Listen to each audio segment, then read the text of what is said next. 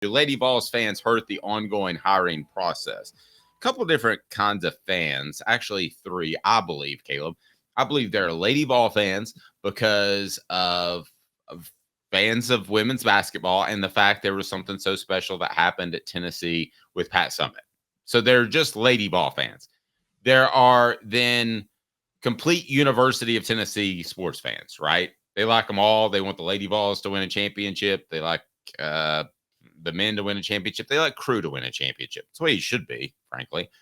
And then there are ones that just absolutely 100% care about football. And I'm not knocking you guys because you do a lot to support our channel. I mean, football is what we like talking about, what you like talking about. It's worked out pretty good. So, Caleb, I'm curious that 1/3 of the fan base that's all Lady Vols that I've had complain to me about how I have players such as Jacob Warren and Cooper Mays that I pay, but I don't have Lady Vols. And I try to explain to them the market and the capitalistic venture that this is. And it's not about just being good Title IX people. And it falls on deaf ears. So I think there's a sense that whether it's true or not, that everything should be equal by some fans as they view the Lady Vols and the football team. Your thoughts? It's an awful lot to unpack. Brought to you by the Hemp House, the premier hemp dispensary online with a wide variety, great selection, and strict standards to ensure you only receive the best in CBD or Delta products. Hemp House Chat with 2Ts.com. Hemp House Chat with 2Ts.com. Use promo code HOOKED for 10% off. Promo code HOOKED, 10% off. Caleb? Well, from that perspective, I mean, I understand. I don't blame them for fighting to try to get more recognition, even if the capitalistic side doesn't work out. That's what they're supposed to do.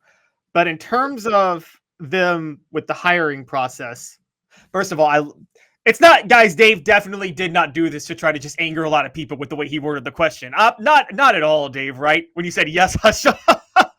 No. And by the way, I think it may be your mic that's a little bit hot. If you can turn down your gain just a little bit, I can bring you up. But go right ahead. Oh yes, you're probably right. Okay. So for those who don't know, the question is yes, hush up, or no, they deserve a voice. I'm just going to say it. Yes, hush up. I agree. Because I'm going to tell you guys this, and people can come at me, and I don't care if I light the world on fire on Rocky Top with this statement, but the Lady Vol fan base contingency has had a voice in how the program is run for the past 15 years. Look where it's at. Whoa. I'll go previous to 15. And I think at times that fan base actually hurt the football team.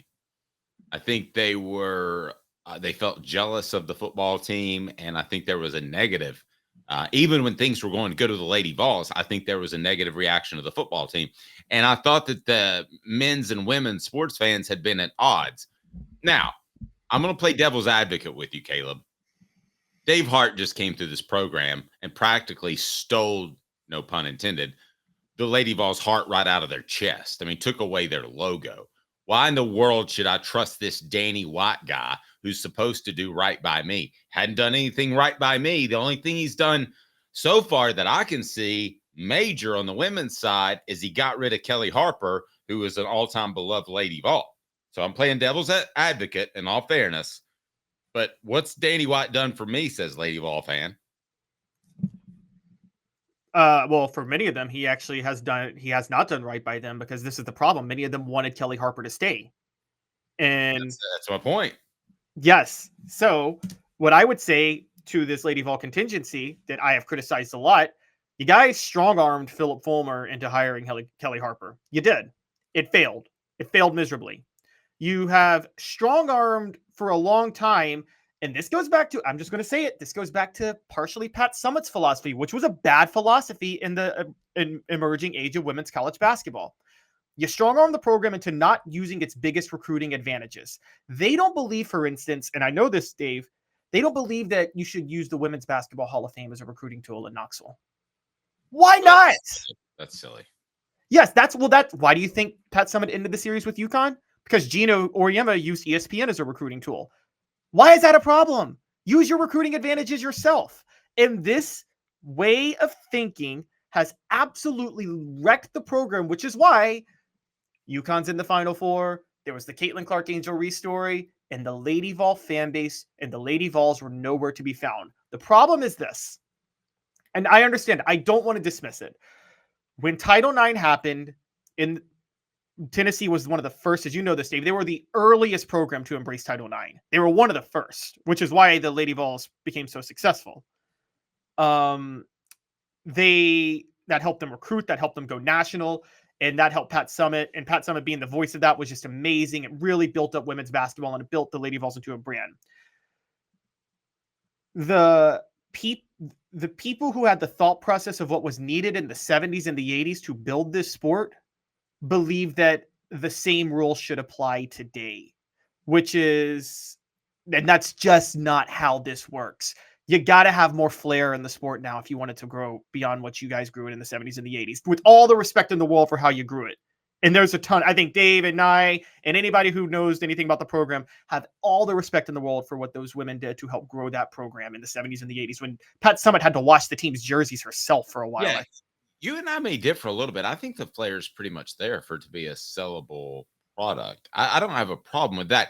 The problem I have is more specific to Tennessee's Lady Vol fan base, and it's not a problem. I want to ask you as a viewer. No, but they're trying to avoid the flair is what I'm saying. They don't think there should be flair. Well, I don't know about flair. I mean, what's flair? Michelle Snow dunking was flair. When I say flair, I mean, okay, the whole Angel Reese taunting thing that happened last year with the rivalry and Caitlin Clark talking trash. Lady Vol fan base would not want that with their players.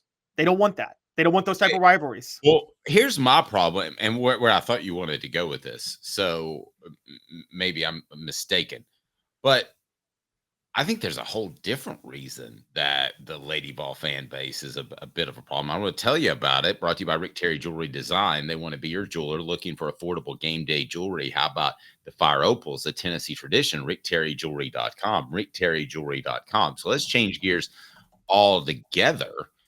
And that is just expectations. I mean, it is hard going from Pat Summitt expectations to normal expectations. What are in the middle? What's the happy medium? To me, it's making a couple of Final Fours every 5 or 6 years. It's winning a national championship every 6 years for what Tennessee has as a base. Obviously, I wouldn't say that about Louisiana Tech, but because they don't have the same base now, even though they were once great. But with what Tennessee has to offer, I think that's realistic. But to say that some coach is going to win 8 national championships or have a run like Summitt or Saban is just crazy. Well, so in terms of expectations, I actually don't think that hurts the Lady Vols as much, because there are a lot of elite programs in a lot of different sports that have very, very high expectations in terms of what you want to win, even if you don't meet them. The problem with the Lady Vol fan base is they expect you to meet those expectations in a certain way. I've called them, they are the women's basketball equivalent of Notre Dame in football. So Dave, you know this, Notre Dame wants to win national championships in football, but they sit there and don't change any of their academic standards and demand the same class load for their football players as the rest of their class, as the rest of the student body. And that's why Notre Dame hasn't won a national title in 1988, since 1988. Isn't that fair to say? That's the problem with the Lady Vols. They expect success. That's not the problem. The problem is they expect it to be done a certain way that's just not the way anymore. And that includes the type of players they recruit, the way the program brands itself, and the way they recruit. And here's the big one: who they hire. Again, they strong-arm Philip Fulmer into hiring Kelly Harper because she's a former Lady Vol. And there was this demand that you have to hire a former Lady Vol. I don't know why there's that demand. It's stupid, but they want it done this certain way. And Go ahead. Oh, yeah. And so that's why I say expectations aren't the problem. They are just everything that's wrong with Notre Dame football that's going to kill Notre Dame football in the next 50 years. The Lady Vols are that for women's basketball. Last thing. Should it matter at all that it's female or male? It shouldn't. I'm going to be honest. The reflexive in me does want to see a woman coach the Tennessee women's basketball team. But it shouldn't. It shouldn't. That's a reflexive thing. I admit it's reflexive. What do you mean reflexive? You're using the big words today. Where you just instinctually react to something impulsively, but you don't think it out in your mind. Okay. It's just how you feel about something. My instinctual reaction is it doesn't matter at all. Now, And I would say that the same, like if Pat Summitt ever wanted to coach the guys, I was like, it didn't matter at all. She would be just fine.